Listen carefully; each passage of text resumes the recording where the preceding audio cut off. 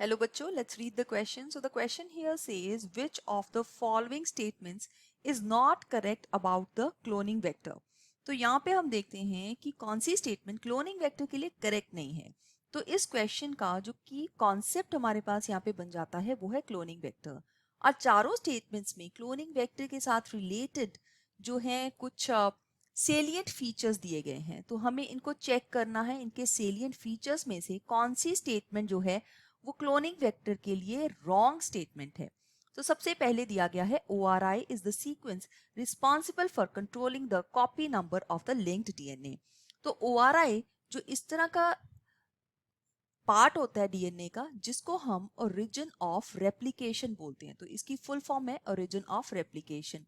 और origin of replication के दो काम है. सबसे पहले ये इनिशिएट करता है द प्रोसेस ऑफ रेप्लिकेशन, मतलब ये वो एरिया है जहां से डीएनए ने रेप्लिकेशन करना स्टार्ट करना है. एंड सेकेंड है ये कॉपी नंबर को कंट्रोल करता है. सो copy number is controlled with the help of this. So that means हमें हमेशा इस तरह का वेक्टर जो है वो चूज करना चाहिए जिसका कॉपी नंबर बहुत हाई हो ताकि वो मल्टीपल कॉपीज है जो बना सके. तो ये जो स्टेटमेंट है ये ट्रू स्टेटमेंट है, राइट. सो हमारे क्वेश्चन के लिए ये रॉन्ग आंसर बन जाता है. सेकेंड लिखा गया है selectable marker selectively permits the growth of non transformants. Remember, जब भी हमारे पास हम लोग जो वेक्टर्स हैं इनके अंदर डीएनए को इंट्रोड्यूस करते हैं तो हमारे पास कईयों के अंदर जिसमें डीएनए चला जाता है उनको बोलते हैं ट्रांसफॉर्मेंट्स, क्योंकि वो ट्रांसफॉर्म हो चुके हैं. अब हमें ट्रांसफॉर्मेंट्स की ग्रोथ को जो है वो स्टिमुलेट करना है या परमिट करना है, लेकिन हमें नॉन ट्रांसफॉर्मेंट्स नहीं चाहिए क्योंकि उनके अंदर वो डीएनए जो है एलियन डीएनए वो नहीं गया है. तो जो सिलेक्टेबल मार्कर है वो हमारे पास वेक्टर के अंदर कुछ ऐसे जीन्स हैं जो कि यूजुअली एंटीबायोटिक रेजिस्टेंट जीन्स होते हैं.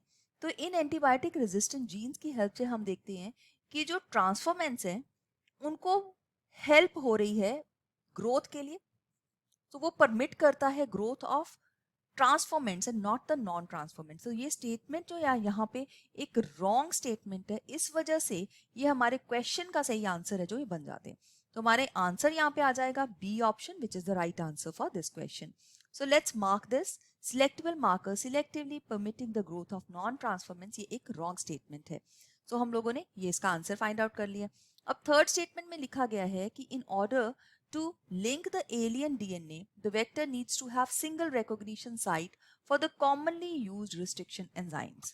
तो यहाँ पे जो वेक्टर है उसके अंदर अगर एक से ज्यादा रिस्ट्रिक्शन साइट्स होंगी तो स्मॉल पीसेस जो हैं, स्मॉल फ्रैगमेंट्स जो हैं डीएनए के इतने सारे कट हो जाएंगे कि सारी जीन क्लोनिंग पिक्चर जो है वो कंफ्यूज हो जाएगी, राइट. सो जीन क्लोनिंग पिक्चर जो है वो मेसअप हो जाएगी और नहीं पता चलेगा कि कौन से सेगमेंट को किसके साथ जोड़ना है. तो ये भी बिल्कुल सही स्टेटमेंट है यहाँ पे. तो इसलिए हमारे क्वेश्चन के लिए ये रॉन्ग ऑप्शन बन जाती है. तो फोर्थ में लिखा है ligation of DNA is carried out at the restriction site present in one of the two antibiotic resistant genes. तो दो जो एंटीबायोटिक रेजिस्टेंट जीन्स की हम बात यहाँ पे कर रहे हैं उनमें से एक जो एंटीबायोटिक रेजिस्टेंट जीन है वो है टेट्रासाइक्लिन रेजिस्टेंट जीन, राइट. सो टेट्रासाइक्लिन रेजिस्टेंट जीन है और दूसरी जीन है जिसको हम TTS इस तरह से लिखते हैं, और दूसरी जीन है एम्पीसिलिन रेजिस्टेंट जीन. तो इनके अंदर जो साइट्स होती हैं, तो इसकी जो टेट्रासाइक्लिन रेजिस्टेंट जीन है उसकी साइट के पहले नाम लिख लेते हैं. उन साइट्स का नाम है BAMH1 एंड दूसरा है SAL1, राइट.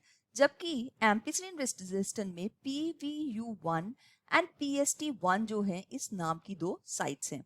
सो ये जो स्टेटमेंट यहाँ पे दी गई है ये भी एक करेक्ट स्टेटमेंट है, लेकिन हमारे क्वेश्चन के लिए फिर ये रॉन्ग आंसर बन जाती है.